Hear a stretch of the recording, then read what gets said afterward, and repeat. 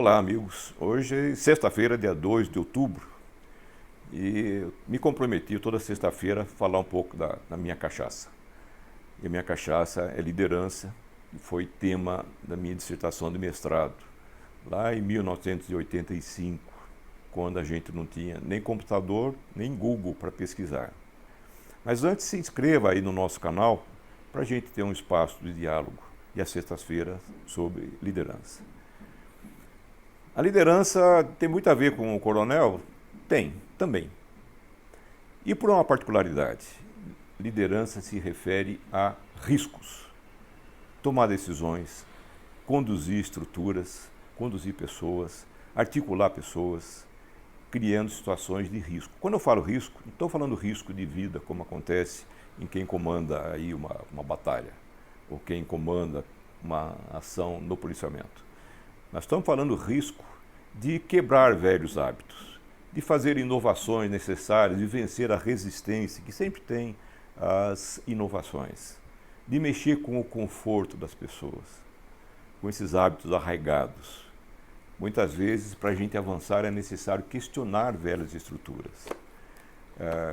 Eu lembro de um relato ocorrido numa empresa na Noruega, em que havia 2.500 pessoas na área do quartel-general da grande organização.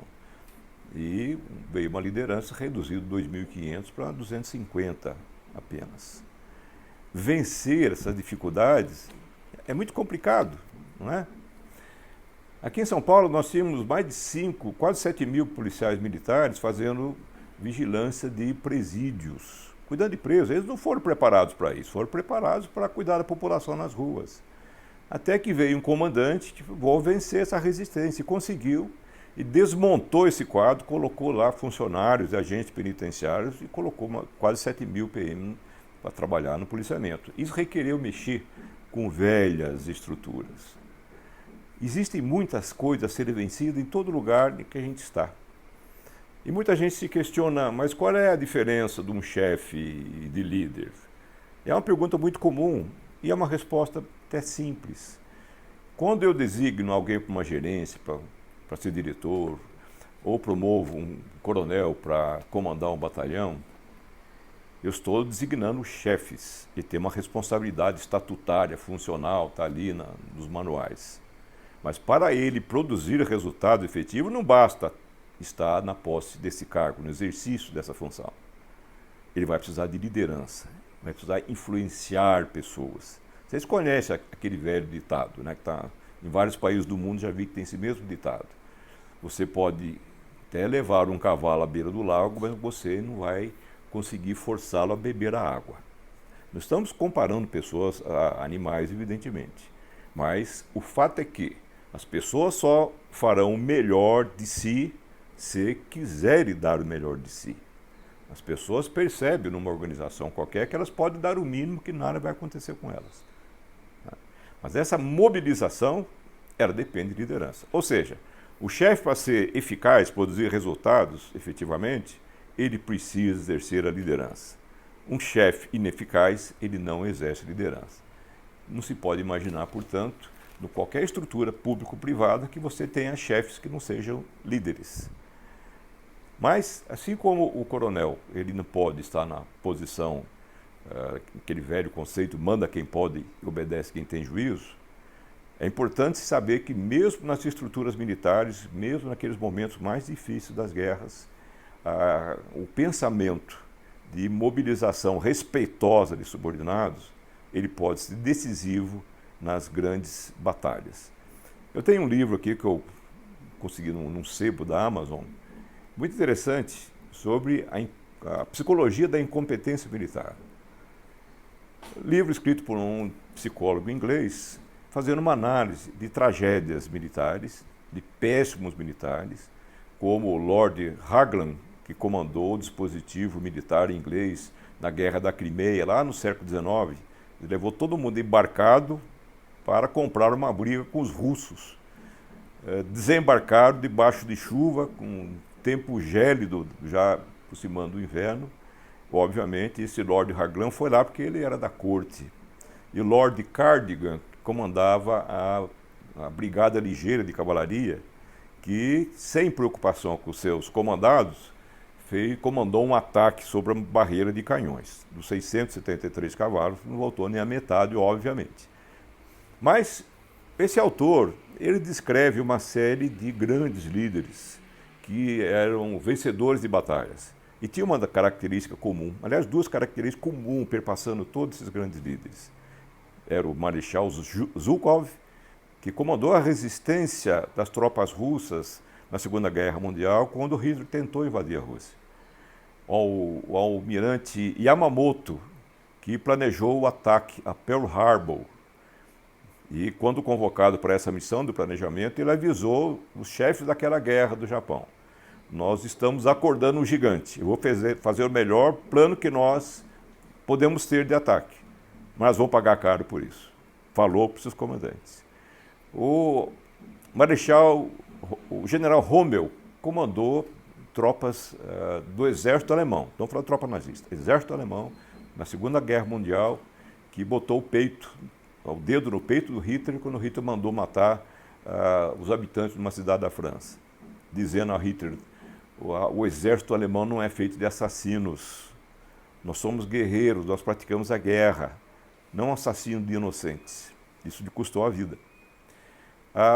Nós tivemos também o almirante Nelson. O almirante Nelson era querido pelos marinheiros que ele comandava em difíceis batalhas. Quando ele morreu, foi uma choradeira na Marinha. Tempo que a Marinha, pouco depois, a Marinha brasileira teve uma revolta, porque havia um castigo da época por indisciplina dos marinheiros, que era a chibata. Dava-se chibatadas, praticamente no alvorecer do século XX. E houve uma revolta justa, de certa forma, dos marinheiros. O Marechal Montgomery também foi um grande comandante, até enfrentou Rommel no deserto da África. E todos eles... tem um outro líder, vale a pena mencionar, pouca gente conhece, um Shaka, líder tribal dos Zulus na África. O Shaka era tão preocupado com seus subordinados que ele montou uma estrutura curiosa, até cada grupo de 4 guerreiros, ele tinha um para cuidar dos outros 3, em alimentação, descanso e cuidar dos ferimentos dele.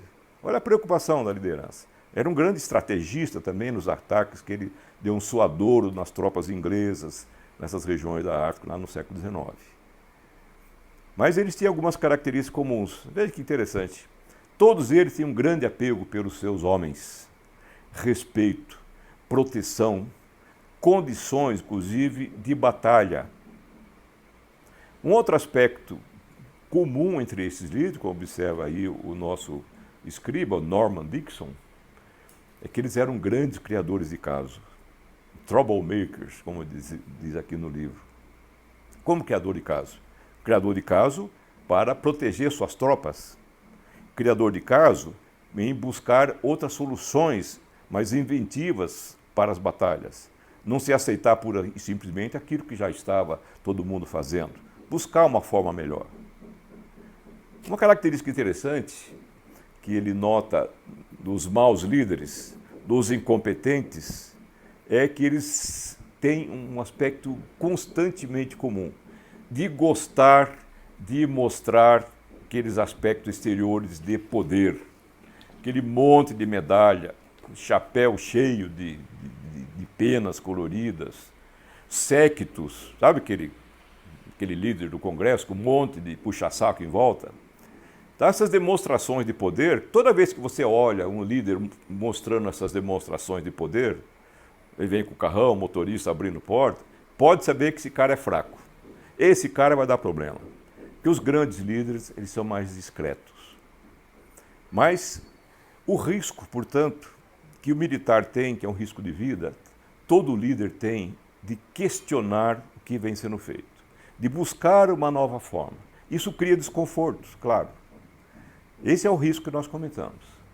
Então, a liderança do coronel, eu falo do coronel e não do general, porque o coronel, na estrutura militar, ou na estrutura de polícias militares, é o último posto que você ainda tem um contato visual com seus comandados.